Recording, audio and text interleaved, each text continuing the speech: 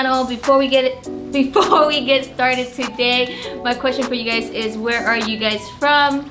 And for me and my husband, we're from San Diego, California, and we're still on lockdown. So leave me a comment of where you guys from, all right? And for today's design, we'll be doing 3 colors, ombres with some small 3D roses and some gems on it also. All right, guys, check it out.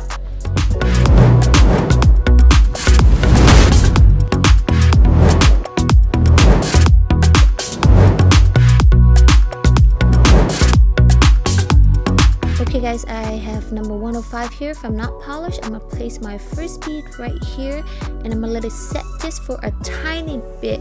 And now that it's done, I'm gonna go in and flatten out the top area. There you go, and press and pull the rest of the product down to the tip of the nails. And make sure you guys keep the shape while doing so. And then we're gonna cut it off right there at the end. Make sure you guys press the shape into place like that. And I'm gonna place number 106 just a tiny bit above the pink, and I'm gonna pull it down like this. There you go. And then we're gonna pick up a second bead of the same color just to make sure that the purple is dark enough. There you go. And then just flatten out the top area and then pull it down like this. Okay, now I'm gonna go in with number 107 close to the cuticles and then push it up a little bit. There you go. And then I'm gonna pull it down. And then now I am gonna go in with the crystal clear, but not all the way at the cuticles because we already have the blue at the cuticles, so it would just make everything super thick. Okay, now I'm just going to encapsulate the ombre effect. And then when this is done and dry, I'm going to go in with the 5-in-1 cross bit from Notpolish. And I am going to taper in the side of the nails first. That's the first thing I like to do, is make sure I give the nails a little bit of a pre-shape. There you go. Now that is done, we're going to go over again to make sure that it's smooth on the top of the nail, okay? And now that is done, we're gonna go in with the Notpolish hand file to shape everything up. And when I do the shaping, I like to use a very sturdy and wider file, alright guys? And now that's done, we're gonna buff everything out nice and smooth. And then we're gonna move on to our next nail. So I am gonna place this yellow, it's called Blonde Moment 129.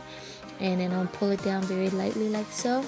And we're not doing an ombre on this nail, so I don't have to wait for the yellow to dry up before I put my orange on, because I want these two beads to bleed into each other. So while the yellow is still wet, I still apply on my orange. You see how they just kind of bleed into each other.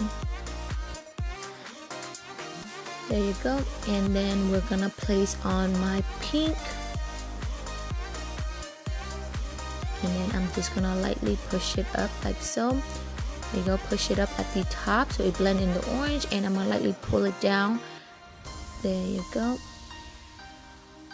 And then we're gonna go in and brush a bit of the green, mint green on the side. And make sure when doing this, we keep it on the thinner side, okay guys? Because we'll be encapsulating this whole look in crystal clear powder. Alright, now that you can see that it's still wet, I am going to go in and brush on my blue.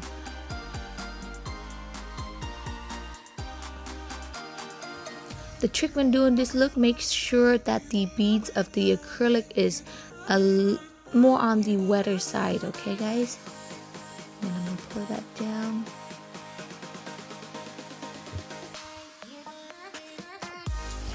Alright, now we're just going to go in with a little bit more green because I feel like the green is not dark enough. So I'm just going to go in and darken up it just a little bit on the side.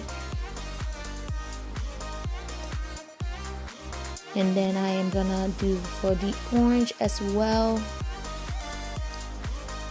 And now when this is done, I am going to go in with the crystal clear powder And I don't need to apply it super close to the cuticles or right next to the yellow because we already have the yellow at the cuticles. So I am just going to place it about 90% of the nails and then pull it all the way down to the rest of the tip. And then again, same motion, we're going to press and pull all the way down to the end. And then I'm just going to cut off that piece right there and then press it back into the shape. And then we're going to press it back into its shape. And now that's done and dry, I am just going to go in and file the nail. And make sure you buff it. And then I'm just going to go in with the top coat. There you go. And make sure you clean off the edges before you guys dry them under the light. Start with this first bead of acrylic. I'm going to put it right in the center, and then I am going to distribute the product around a little bit like so. I'm going to clean my brush and then use the point of my brush. I am going to push this product into more of like a C curve. You see, I'm kind of carving out a C with the product. And now that is done, I am going to use my body of the brush to press down into the petals. And now when it's too wet, it's hard for me to push. I'm gonna wait for it to dry a little bit. And now that is good, I am gonna use the body of the brush to push down on the product to flatten it out. Right now for the second petal, I will place it right there in the center of the first petal. And what I'm gonna do is I am gonna move the product around the first petal, you see, and I'm gonna tuck it behind the first petal like that. There you go. I'm just gonna tuck it around like that, and then I'm gonna carve the product into a small little C again. There you go. I am just gonna make it out into a little C again, or a little moon. All right, now that is dry. I am going to use the body of the brush to push down and flatten out the petal. And now that's done, we're going to place our third petal right there, and then again clean your brush and then move it into a, carve it out into a little C. You see, it's all in little C's. And now that is dry, I'm going to go and press down onto the petal. And you will know if you press down on the petal too soon, because the acrylic would just kind of mush and won't give you that dimension in the flowers, okay? Alright, now that is done, I am going to go in with the last petal and just place it right in the center in a little ball like so. And then using the tip of my brush, I am going to go straight into the center and kind of swirl it around in circular motion like so. There you go. Now that is done, we're going to move on to our bottom petals. And then again, I am just going to move products into a little C again. You see that? It's always going to be a little C. Some C's are prettier and some C looks a little bit off, but you can still see that little C. So that's what I want to do first before I press down on the petal. Alright, again, we're going to add another little petal inside, and then make sure you carve it out into that little C again, and then press down. There you go. And then we're just going to press it down. And then what I just did right there is that's where I'm going to put my rhinestone. I just made a little mark with my brush. And then again, make sure you give it that little swirl in the center. Right, moving to our next rose, I am going to mark where my flower is going to be at. And I'm just using the wet 3D brush just to mark it right there. And then I am going to go in with the bead of white powder, and I'm just going to move it around just a little bit. Clean my brush, and now that's done, I'm going to use the tip of my brush just to carve out another little C and wait for that to dry just a bit. And I am going to press down on it like so. And then I am going to work on my second bead. I am going to move it and tuck it around the first petal. You see that? How I tuck it back there? Just make sure that the flower is even in circles. There you go. And then I'm just going to press it down, and make sure that you wait for the first petal to completely dry before you work on the second petal. And the second petal is completely dry. I'll be working on my third petal right now. Again, using the tip of my brush, I will carve it into that little C like so. There you go. And wait for that to dry just a little bit. If it's too wet, it won't work if you press down on it. And now you see that little C right there. And now that is done, I'm going to press down on the petal. And if you count, I have about 3 petals right now. So when doing these little 3D roses, I keep about 3 to 5 petals only. And then I'm gonna go in with my last petal, put it right in the center in that little bar like that, and using the tip of my brush, I am just gonna make a little swirl right in the center like that.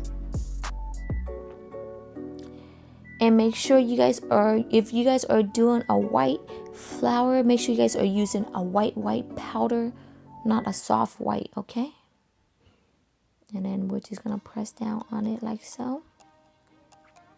And then I'm just going to go in with the center. With this little side petal right here, you don't need a lot of petals, okay? Just 2 is good enough. You see how I have my first petal, and now I am working on my second petal right there. There you go. And now that is done, I am going to go in with a number 2 dipping base from Notpolish, and I'll just apply on my little rhinestone. The reason why I am not using a jewelry gel on these today is because these are smaller rhinestones, and I can just use my dipping base, and it will just stick on just as well. It would make sure the bigger the gems, the little bit more of the dipping base you put on. There you go, and just press it on there.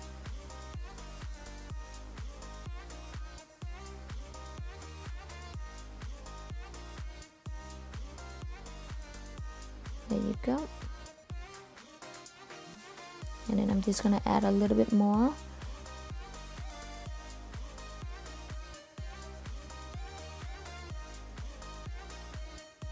And then we're going to add in our little yellow caviar beads.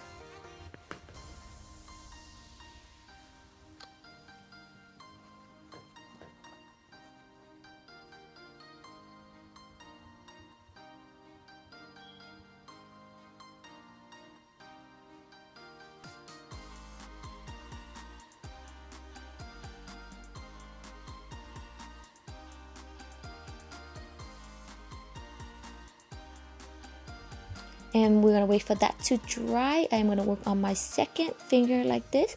And when working with dip and base, you want to make sure you work in a smaller section, okay?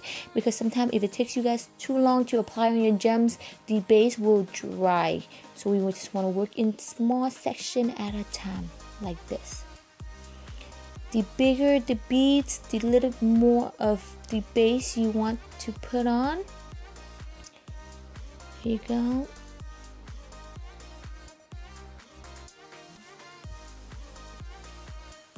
And again, I'm just going to apply my gems on there.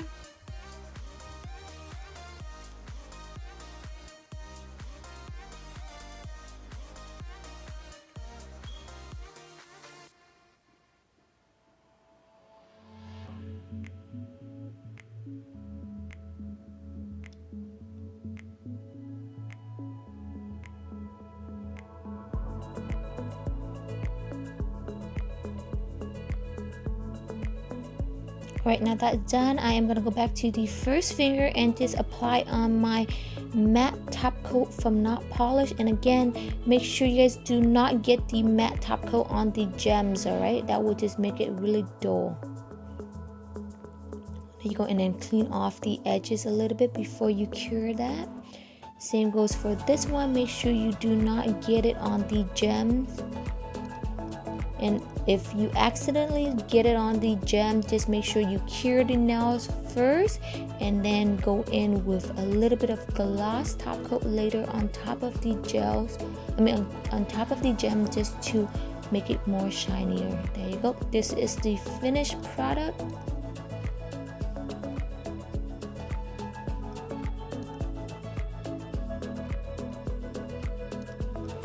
Alright guys, what did you think about that video? If you guys love it, make sure you leave me a thumbs up and a comment down below. And make sure you don't forget to ring that bell also. I'll see you guys next time. For more cool videos, more cool tutorials, and our previous videos and whatnot, make sure you click on the link over here and over here. Over here. He said over there. See you guys later. You can use